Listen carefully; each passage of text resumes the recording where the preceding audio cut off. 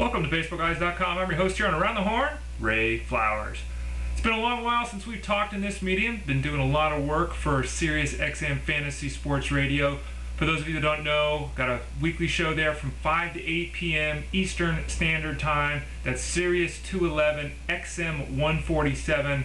We take all kinds of fantasy calls there about any fantasy sport. Obviously, we've been doing a lot of football. We're now starting to turn to baseball, my first love, and probably the reason you're visiting this website.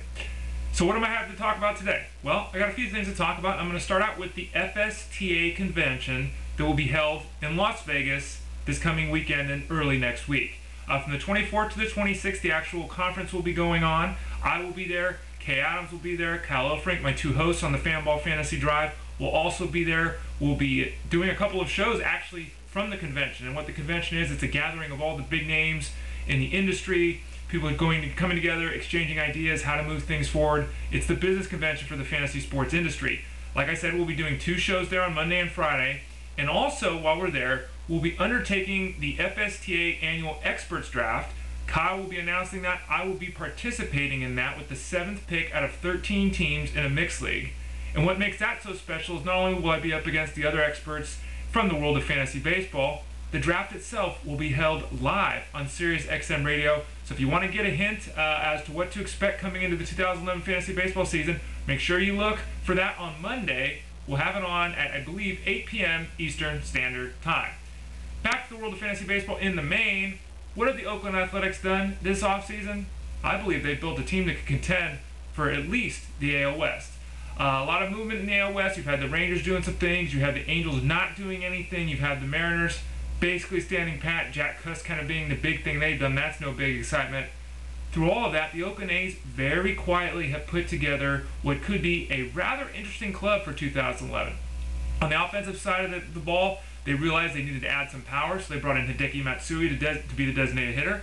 They brought in Josh Willingham to add some right-handed power to the middle of the lineup.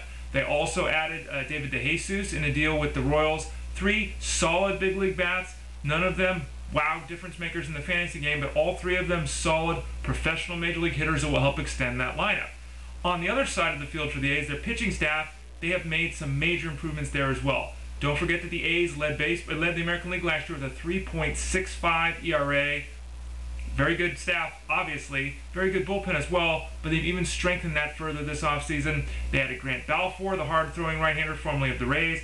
They added left-handed reliever Brian Fuentes, who can still close if need be. He'll probably serve the setup role with Balfour in front of Andrew Bailey. Bailey's coming back from elbow surgery, so the A's got a little bit of depth there in case there's a little bit of a hiccup or a setback with Bailey in his recovery, though he is expected to be ready to close on opening day. The A's also added, and this has kind of gone under the radar, Rich Harden. It's not known whether he starts now or pitches out of the bullpen, but if they throw him in the bullpen, they also get Joey Devine back from elbow surgery. The A's could have the best bullpen in baseball. Keep a close eye on that club by the Bay, even though the defending champs are across the way.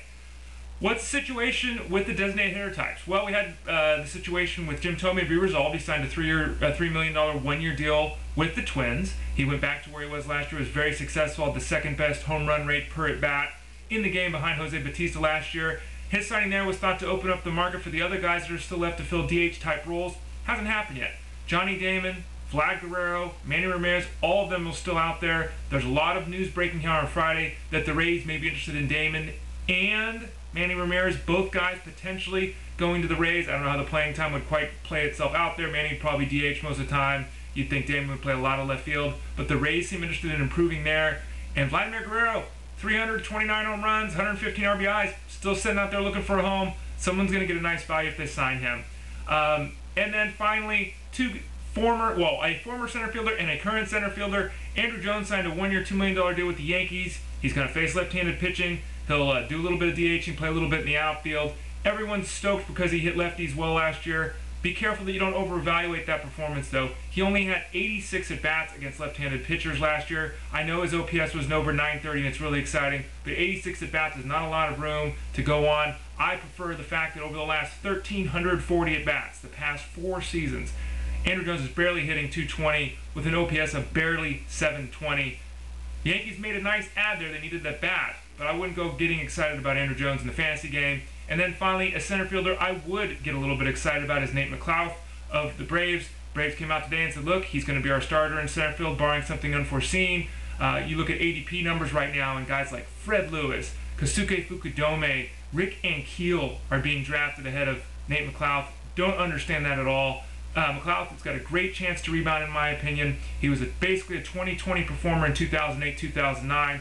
Everything went south last year. He was horrible. He was injured. He was demoted to the minors. But still, in 169 games in a Braves uniform the past year plus, McLouth, 19 home runs. 17 home runs, 19 steals, 89 runs scored. He's still been fairly productive.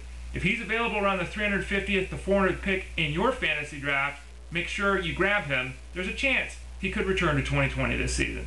I'm Ray Flowers, SpaceballGuys.com. Enjoy your weekend. Wish me well in Vegas, and I'll talk to y'all again soon.